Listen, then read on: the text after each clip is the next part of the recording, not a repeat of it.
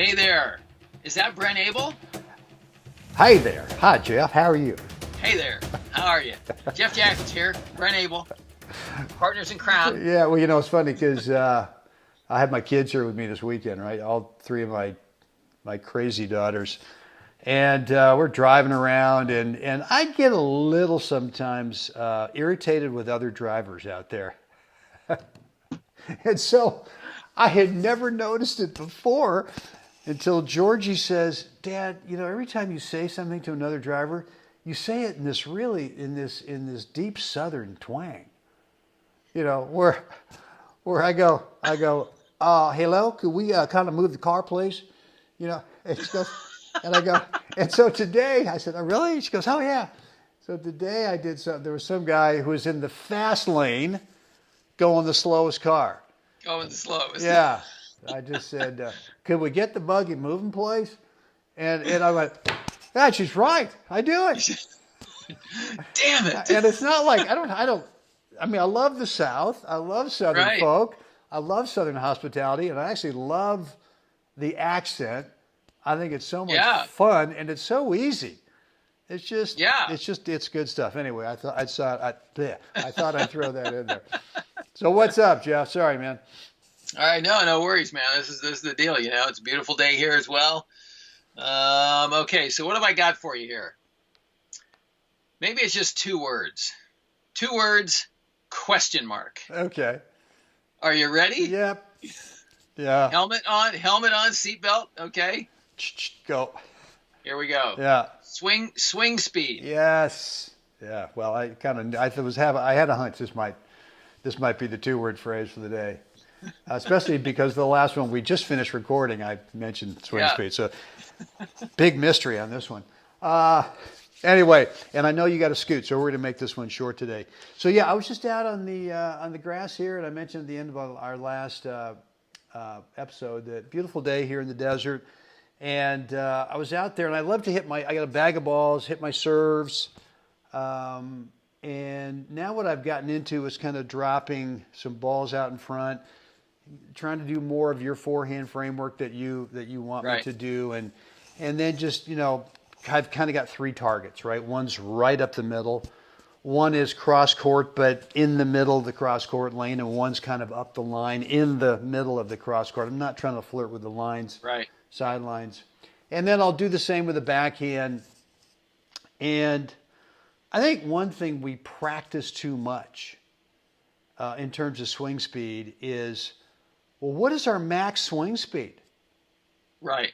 I mean, how hard can I actually hit this ball? So it's like if someone is feeding me balls, or if I'm hand feeding myself balls like I was today, or if we're on the ball machine's, slow to medium speed, we're seeing, well, I wonder if I can hit it like as hard as Fed. Right. Can I wailing on it, right? Is this what Fed feels like? And the answer to that is no. The answer is absolutely not. It might be, but dang it, mine's not going in. Mine's either, burying itself in the net or it's flying deep or something. And so what I tinkered with today is actually swing speed, and not so much swing speed, but I wanted to combine smooth, right? This feeling of swing tempo. And swing tempo to me is, I think in music, tempo is a consistent beat, right? It's a consistent, and so it's kind of like you start your swing speed and you don't snap at the ball, you don't herky jerk at the ball, you don't see how fast you can swing, but you're just frickin' smooth. And I said, well, I can be smooth at 100% swing speed, but the balls don't stay in. So I just I said, all right, let's go at 75%, whatever that is. I don't know what that is, but it's something less, right? Well, it's different for you than it is for me, too. Right. And that's player to player. That 75 there's a big range there. So that's something important for listeners to know, too, that it's a personal range of 0 to 100%. That's a personal range. Right. And you got to figure out, the easiest one to figure out is where's 50%. Well, what's just like nothing, and then what's just way too much, where you're gritting everything. It's like you're, squeezing and all those. And then there's one at 50%. But I guess I've hit so many tennis balls in my life. I kind of have an understanding of what 50, Right. 75, 100. So what I worked on today, Jeff, was I was just hand feeding myself where I would just sort of put a ball Right. up enough time, not drop it where it barely comes up. No. I'm You gotta putting toss it out up. there where I got to have a little time for the framework set up, kind of get some footwork going. But feeling a 75% swing speed that is just really smooth, right? So there's no purpose in terms of, well, let's imagine I'm visualizing that I'm playing Jeff Jacklich over there, and I got a forehand, and I'm gonna jack one up the line by him. Man, he's not gonna have any chance at this thing, right? Right. Right. And so you could do that, but the chances are, I think, when you have that mindset, is that you just get too grippy, too strong. There's no tempo in the swing. There's no smoothness. You're just trying to make sure Jeff can't hit the ball. Right. As Which opposed, again is not, whether it's me or anybody else. Which again, the mindset of that of I'm going to end the point. I don't want my opponent to touch the ball. right. You may want to rethink that a little bit. Well, and I did today. I did a lot of rethinking about that. Right. So I kind of got more into thinking about the feeling of, can I actually combine smoothness with about 75% swing speed? And when I did it, what I found was, whoa, I don't need to hit the ball any faster than that. I don't need Right. the ball to go any faster over there. If I can do that, if I can combine smooth with 75% swing speed 100% of the time, Right. bye-bye, folks. Yeah. I'll see you later. I mean, so to me, that's kind of like when you're hand feeding yourself or someone's feeding you balls. Obviously, in those controlled situations, it's Right. easy to do. But that's really where I think you start feeling, well, what is smooth? What is the feeling of smooth? What is the feeling of that swing speed of 75%? And then start trying to reproduce it in an Right. actual match and see if you can do that.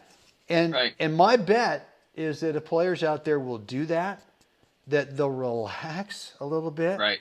That they won't, as you said, they won't be thinking about, well, I got to jack this ball past my guy over there, Right. not let him touch it. Hey, man, if you got a target that's in one of those three areas, middle up the line, middle, and middle wide, and you're smooth Right. and you go 75%, I'll bet the chances are good he ain't going to touch it. Right. I think there's that Southern right there. There it is. There it is. I don't think There it is. he won't going to touch it. I think it's finding the balance. This is for every player, no matter what level you're at. There is a place where pace and control live in the same neighborhood. They are living harmoniously together. And then, by doing maintenance work and practicing the fundamentals, that we're going to raise that up. And there is a point for every player, even the godlike Federer, that as I increase pace, my control starts to drop a little bit. And there's a range in there that you can live and still be highly effective, because there are situations where risk reward. The player I'm playing, it's going to require me to play a little bit more out on the edge today, and that's what it's going to take to win this match. Even given the perfect strategy, I'm going to have to live a little closer to my discomfort zone than comfort zone. And that's a reality in certain matches. However, there is a place where my pace and my control drops off severely. And every player has to you got to tinker with that and find out where that is. And I think that's a missing ingredient for a lot of players, 3, 5, 4, 0, 4, 5 and beyond, that they're not aware of where that place is, where, I could hit this ball in, it's a quality ball, and I could hit this ball all day long. I think what you're showing here is control and then pace. But to me, the pace is perception. True. I'm perceiving that I have to do this, where reality is really here. Without a doubt. Yeah. And I mean, that was I played the 60 hard courts this week, and I lost to a guy who's good, gave him a good match, but my perception throughout the whole match was that was higher than really what I had to do, and that ended up in really mistakes. I mean, sure, the guy's coming in, but right. Do I need to absolutely hit the perfect pass by the guy? No. Just get it there. stretch them out, and be ready for the next shot. And too Right. often I'd go for a bigger pass, which was, I got at the ball with too much pace. All right, well, you missed another one. Right. Right. You missed another one, Brenny. Yeah. How's that working for you, right? Yeah, it's kind of weird. Yeah. So anyway. Yeah. All right, well, swing speed. Yeah, I think players don't. I think first of all, one of the things I like to do with my students is I like to get them to feel their own swing speed, just like we talked about. And I start more from like I say, well, give me 100%. Just give me how hard can you hit this forehand? And they do, and it's like things are flying all over the zip code. It goes like this as I'm standing there. It goes like right by me at this level, and stays on that same trajectory straight to the fence. It's That's a perfectly right. straight laser hit ball. Yep. It's hit solid. It's Yeah. hit clean. Yes. But it goes right past Right. me, and I just wait for the impact in the fence. And okay. Yeah. Well, So what there's where we're here. That's Yeah. here, right? Well, what I'm So looking how do at, I'm trying to look at the facial muscle tension. Right. And the veins are just popping out, and the neck is Oh. just like bulging with stuff. There's this right there. There's that big one down the forehead that just right. gets like huge. You're waiting for the aneurysm. That thing's gonna pop any minute, That's right. So, All right, but I think we might be getting off track there. well, but no, anyway. we're not, because I think it's important for play. I mean, not that we want to create aneurysms out there, but that it's important for players to understand what their reasonable 100% swing speed is, and then find 50%, and then start working at swing speeds between those two, Right. where you can actually identify. You actually have some reference, some kind of a mental reference or a feeling reference of maybe what 50 is, what 75 is, Right. what 100 is, and you start to be able to control your own swing speeds depending on what the situation might call for. Right. So that's all. That's it. That's all. That's all, man. I don't have anything That's- else for you today because I know that's you got to beautiful. go, and I'm respectful of your time, and I know it's only 5 minutes away, but Yeah, I mean, actually, so I'm going to end with this thought on swing speed. All right. 'Cause I think it's critical, that a lot of times players try to slow the ball down by decelerating their swing, and that's just a huge recipe for failure. And so swing speed, and this is again my experience, my opinion is that can I hit 3 paces of ball while still accelerating the racket? And that's the key there, is that it's just accelerating at a slower rate than your high end. But the racket is still accelerating through the ball, because that is what creates bite on the ball with the strings. It creates the spin you want to execute. And that could be a drop shot too. Backspin, I'm rolling, I'm doing a soft roller across court. That still requires racket acceleration through the ball. It's just not accelerating as fast as your heavy cranked high roller with jack on it, right? I mean, that's the advanced stuff. That's the big boy stuff that's right the there. advanced stuff, right? So anyway, so I just wanted to say that it's not a deceleration to hit a slower ball. It's actually just a slower acceleration rate. Anyway, so I just thought I'd throw that in there. That's and for me, that's like I need to go to my master's program on that one. All right, well, listen, good stuff, Jeff. Good topic today. Thank you for bringing that up, guys. Thanks for hanging out with us today. Quick reminder, Jeff and I are offering a free 10-minute coaching call. It is private, just the 3 of us. We get in the phone. We chat about the number one thing in your game right now that is not quite getting worked out. Maybe it's swing speed. It could be swing speed.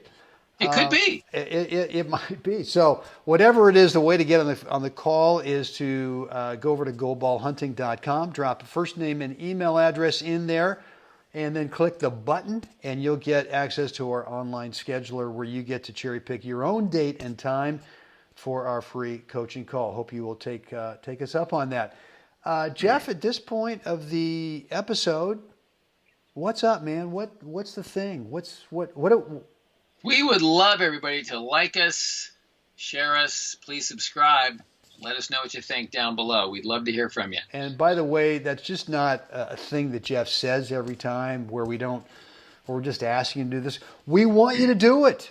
Yeah, we answer. And we want to, absolutely we want to read your comments and see what's going on with your game. So, Yeah. guys, on that, get out there today, help someone else have a spectacular day. And Jeff, we're going to do this again tomorrow. I cannot wait.